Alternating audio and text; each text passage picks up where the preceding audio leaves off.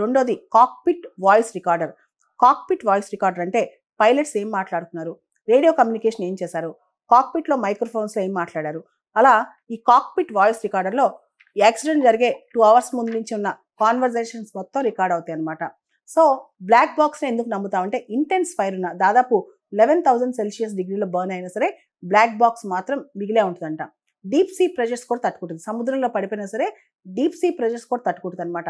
High impact crash, ఎంత పెద్ద crash అయినా సరే బ్లాక్ బాక్స్ తట్టుకోగలదు. దాదాపు 20,000 feet అండర్ వాటర్, నీటి లోపల 20,000 feet లోపల పడినా సరే బ్లాక్ బాక్స్ సర్వైవ్ అవుద్దంట. అండ్ దానిలోంచి సిగ్నల్ ఎమిట్ చేస్తూ ఉంటుంది అనమాట. రాడార్స్ని పంపించి బ్లాక్ బాక్స్ని కనిపెడతారు ఒకవేళ ఫ్లైట్ యాక్సిడెంట్ అయితే. అండ్ ఈ బ్లాక్ బాక్స్ కేసింగ్ అనేది స్టెయిన్లెస్ స్టీల్ మరియు టైటానియం కేసింగ్తో ఉంటుందంట. బ్లాక్ బాక్స్ వెయిట్ అనేది 8 to 10 kgs ఉంటుందంట. ఫ్లైట్ ఎలా క్రాష్ అయింది, ముఖ్యంగా ఇంజిన్ ఫెయిల్యూర్ వల్ల, బర్డ్ వచ్చి కొట్టుకుందా, అంటే ఏదైనా పక్షులు వచ్చి అడ్డం పడ్డాయా, హ్యూమన్ ఎర్రర్స్ ఉన్నాయా, ఇలా అనమాట. అంటే బ్లాక్ బాక్స్ని కనిపెట్టి మనం ఏం చేయగలం అంటే ఏదైతే తప్పు జరిగిందో, ఏదైతే నష్టం జరిగిందో, ఏదైతే ఎర్రర్ జరిగిందో ఆ ఫ్లైట్ క్రాషింగ్లో అది రిపీట్ కాకుండా ఎక్స్పీరియన్స్ ద్వారా నేర్చుకుంటాం అనమాట. కానీ ఒక్కసారి ఫ్లైట్ ఇంత పెద్ద క్రాష్ అయితే మాత్రం సర్వైవ్ అవడం చాలా కష్టం. బోయింగ్ 787 ఫ్యూసిలాజ్ మాత్రం మొత్తం ఈ బాడీ స్ట్రక్చర్ మళ్ళీ ఒకసారి పరిశీలనకు పంపాల్సిన అవసరం ఎంతైనా ఉంది.